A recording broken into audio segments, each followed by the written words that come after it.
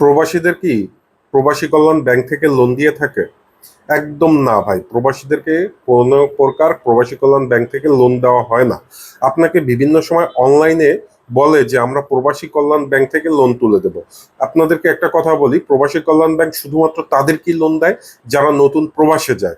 অতএব তাও অনেক ঝামেলা, অনেক ডকুমেন্ট দিতে হয়। অনেকে নিতে পারে, আবার অনেকে ডকুমেন্টের অভাবে নিতে পারে না। আর প্রবাসী কল্যাণ ব্যাংক কখনোই কোনো প্রবাসীকে লোন দেয় না যারা প্রবাসী আছে। প্রবাসীদেরকে লোন দেয় যারা প্রবাসে আছে, প্রবাসে বসে শুধুমাত্র সিটি ব্যাংক থেকে লোন নিতে পারবেন। এছাড়া অন্য কোনো প্রতিষ্ঠান লোন দেওয়ার ক্ষমতা কারো নাই বা কেউ দেয় না।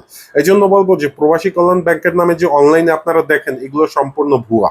এবং এরা যদি বলে আপনাকে টাকা পয়সা দিতে আগে সঞ্চয়ের কথা বলে, এগুলো কখনোই করবেন না, এগুলো থেকে বিরত থাকবেন।